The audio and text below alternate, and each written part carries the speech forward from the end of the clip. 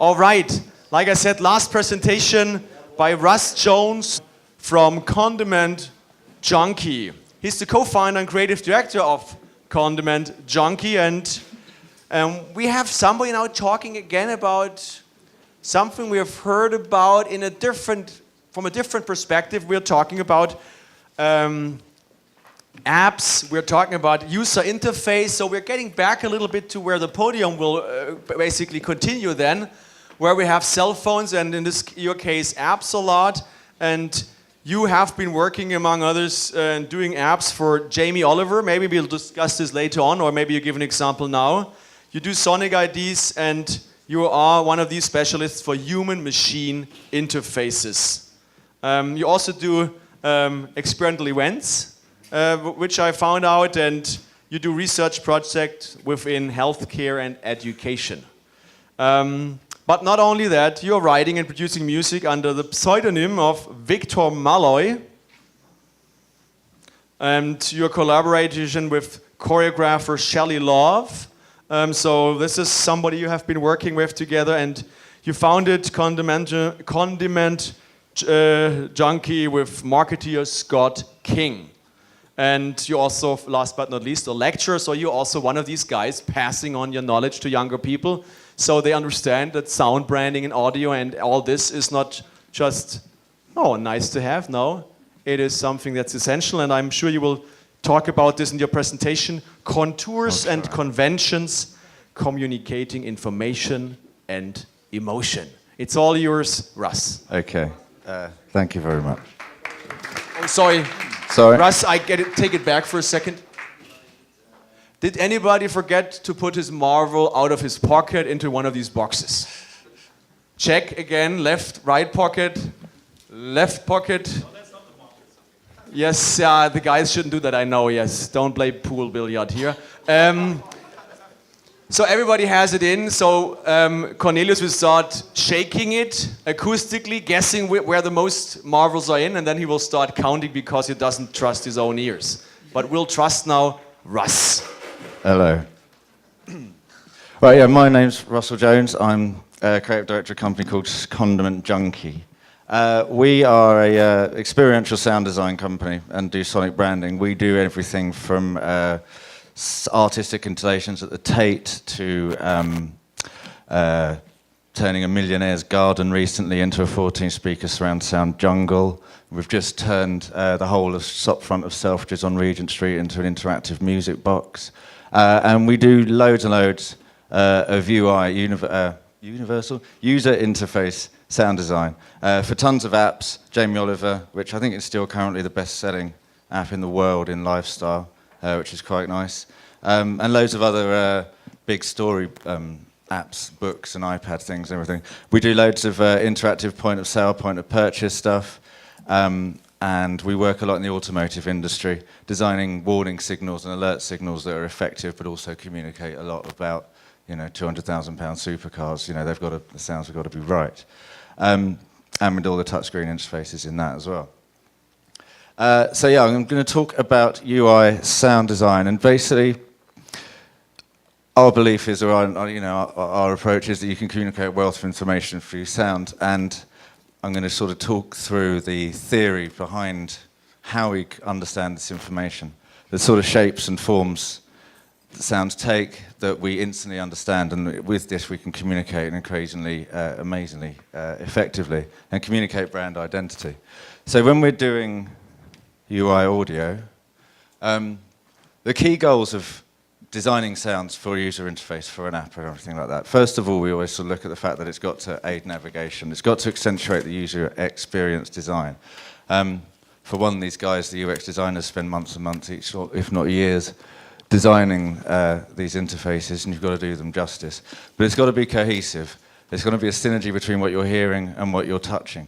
We're creating a psychological trick. We're trying to make it more tactile. There's got to be an engagement. When you touch something, it's got to make a sound. It's the same in cinema where there's a suspended disbelief or whatever.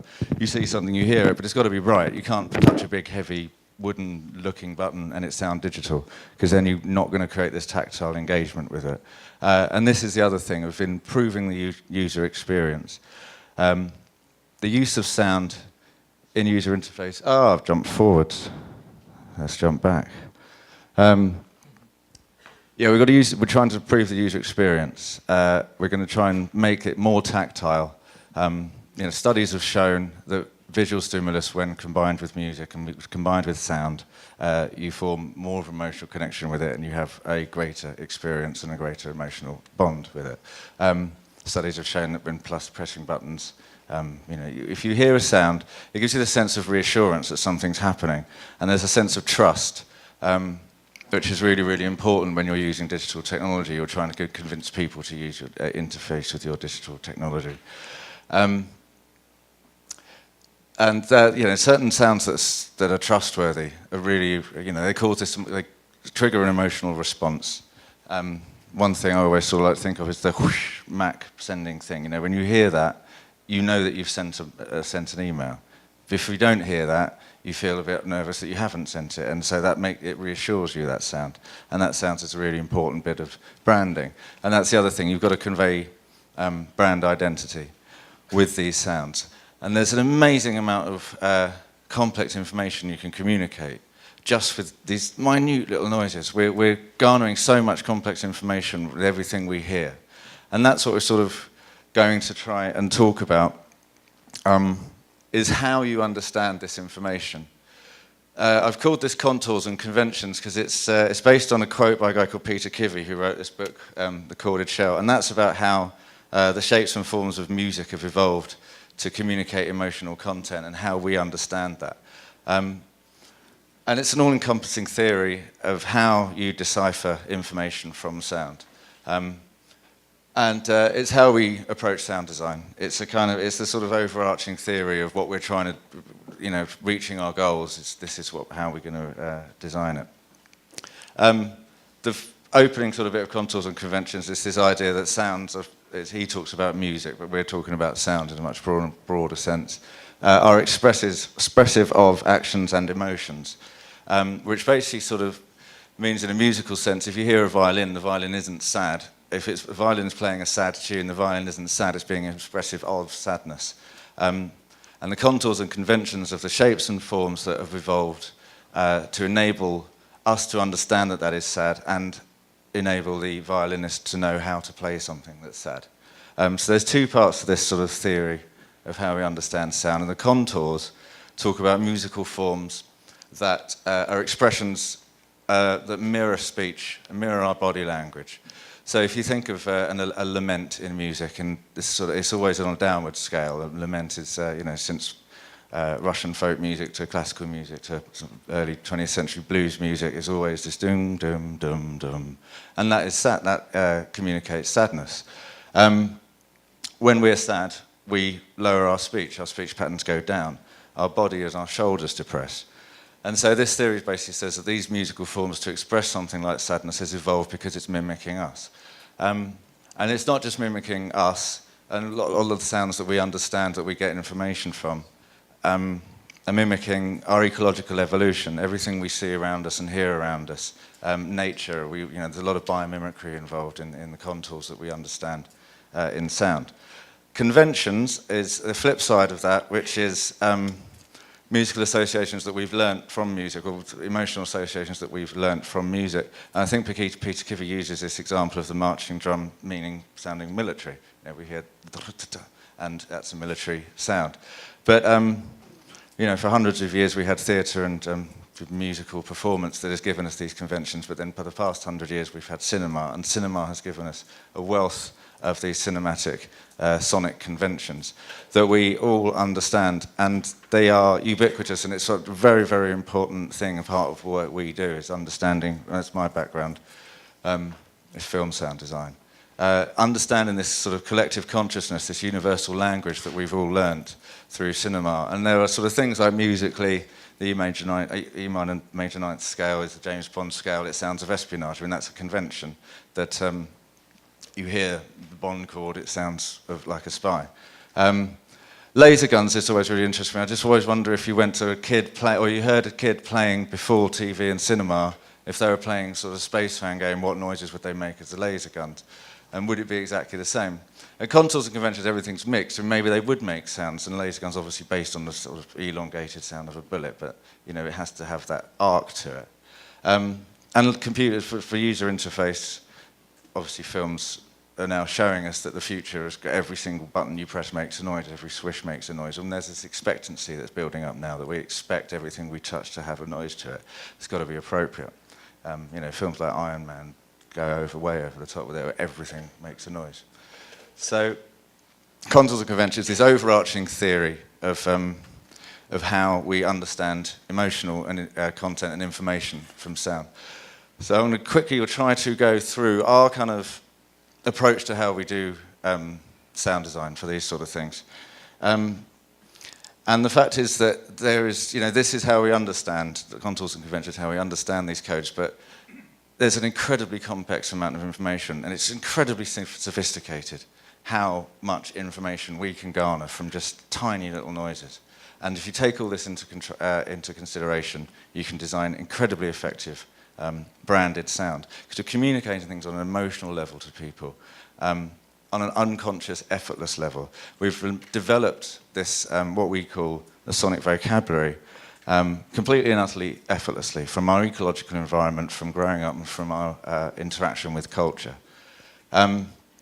So we call this the sonic vocabulary, and it basically talks about everything that we can understand in sound, every bit of information that we can communicate and we instantly understand. So we there's types of information that your sound can communicate. First of all is sort of semantic information. Things like a confirm and deny. Now you can look at them as contours, because the confirms always go up, and when we're happy and we agree with things we go up, and when we deny things we go down. And this is universal. We can communicate a confirmation in a user interface to everyone with just a simple two tones or one tone, you know, a dum and a dum, and we know which one's a yes and a no. This is a language that we effortlessly understand. Things are powering up, which is quite an interesting thing. We're sort of doing in EV supercars, where they change over from electric vehicle to ICE. You're going to give it a sound. Now, if you think of powering up as like a flash on a camera, it goes boop, and we understand that that means something's powering up. That's a convention that we've learnt. Using this helps the user experience, because you're communicating things without the need for constant visual cues, and that's one of the things we're trying to do, especially when we're designing interfaces where you don't want people just looking down all the time. So you can communicate that something's been accepted or denied, whatever, really easily, and you can create recognizable brand mnemonics with this. You know, I mean, you want your brand to have a confirmation that's specific to it. But then you sort of, for brand communication, we want to get a bit deeper into it. We don't want to just confirm. Can't be a ubiquitous confirm for everything. It's got to be more specific. So we then look at the fact that we can communicate physical qualities with sound. And this is just, I mean, it's incredibly complex that we do this effortlessly, but if I had anything and put it down there, a glass or a beaker or something, you can instantly understand what material it's made of, if it's full, what the material I'm putting it on is. From the echo or anything that happens, you can garner everything about the space in the room, whether the room's metallic, whether the room's made of stone, whether we're in a tiled room. We can garner all this information so effortlessly, so quickly, without even thinking about it. And it means that we can communicate things like whether something's heavy or light, whether something's rough or smooth. You know, and that's really important with the sort of a brand. You want your interface to have a rugged sort of feel to it, or do you want it to feel sort of silky? And the type of material, if it's wood or metal. And this really helps with user experience designers, because one thing you can do, I mean, like I said, there's got to be a cohesion, so if their button looks metal, the sound's got to be metal. And we can tell the difference, and if you press something, you would know that that's odd, and that sounds wrong. And you won't get this emotional engagement, you won't get this tactile connection. But also, an interesting thing with that sort of thing is you can actually lighten the weight load of user experience designers, because they don't have to spend hours shading something or making a certain animation absolutely perfectly weighted. Because you add a sound to it, it causes this sort of trick, and actually you can just add, you can save them a lot of time, a lot of money, and you can make the program a lot lighter, which means you can do better things. And then the final sort of thing in this trio of things in the sonic vocabulary is feelings and emotion. And, not just talking happiness or sadness, but, feelings of luxury. Actually, you can communicate this, whether this is a convention or a contour. Velvet is luxury, so if we have the sound of velvet, we know that's luxurious. We understand that these soaring James Bond strings communicate luxury to us. We can communicate if things are aggressive or friendly. And one of the biggest things, I think, the first hurdles that we'll always come across is this technological or organic thing when we're designing. If you're sitting in a £250,000 handcrafted car and you're touching the touchscreen, you don't want it to be digital. You want the sounds to sound handcrafted. They want to sound mechanical. They want to sound well-made. And so, this information, you're garnering all this information, and if it jars with your surroundings and it jars with the brand personality and the brand values, then you're missing out on a level of emotional, subconscious communication. And the thing with these sort of these codes, or this sonic vocabulary, is that we can create codes and we can invent new codes, and we all have the ability to learn new codes really, really instantly. Over time, we associate these things in our memory with these emotions, so I feel reassured when I hear my Mac mail sound, and that's a new code that I've learned. That adheres to the rules of the sonic vocabulary. It adheres to all the codes that I understand. It goes up in pitch, which means it's going away. So it makes sense to me instantly. So we can design mnemonics, we can design sounds for brands that will instantly make sense because we understand the vocabulary, but they'll be unique, and we'll always associate that with the brand. And this is the second sort of pillar of the most important powers of sound and how we approach sound design, is the link with memory and emotions, which I'm sure we all know, that sound is intrinsically linked with our memory and emotions. So as you sort of remember something, and if it's associated with a sound, you hear that sound again and it will recall that memory. And you recall the emotional feeling that you had when you heard that sound. And the emotional feeling actually comes up quicker than the actual memory. The feeling preempts the memory. And emotion controls behavior.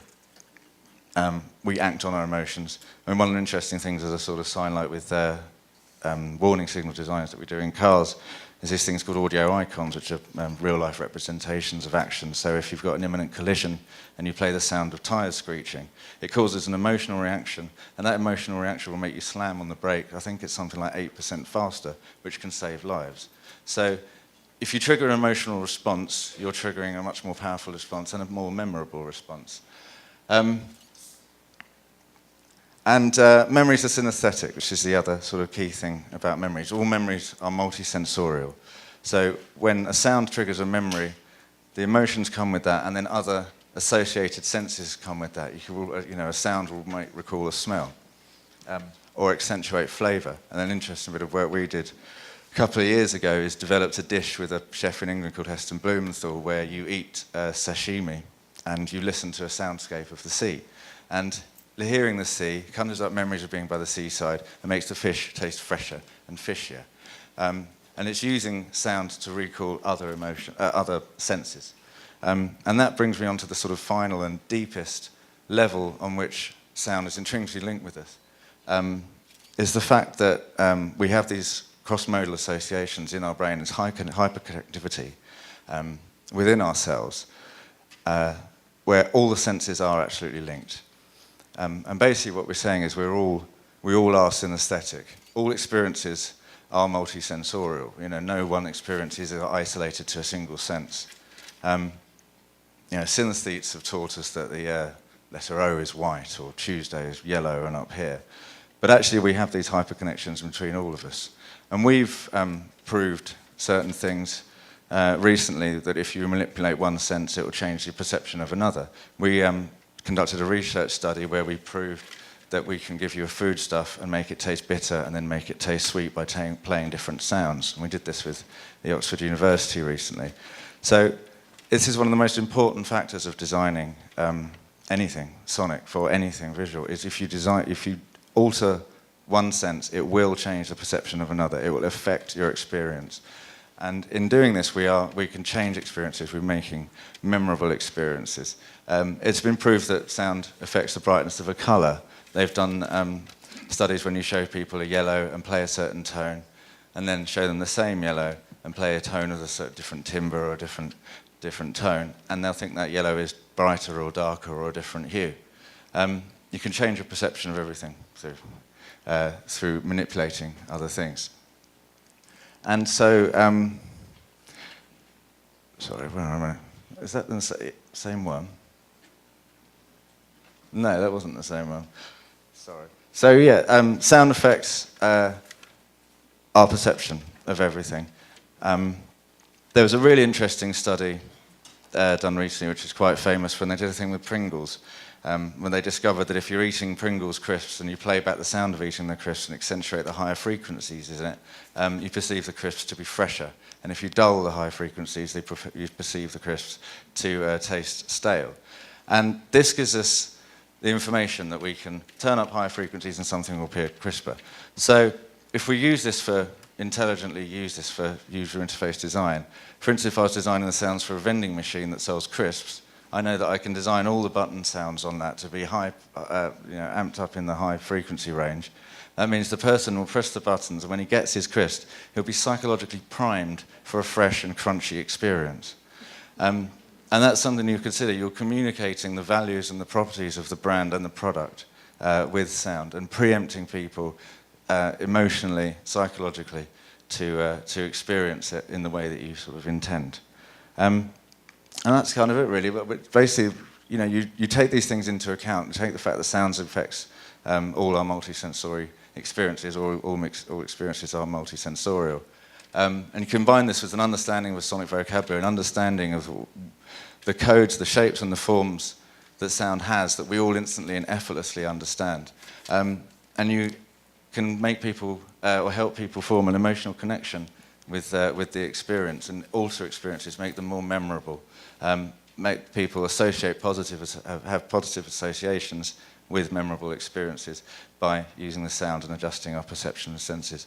Yeah, there it goes.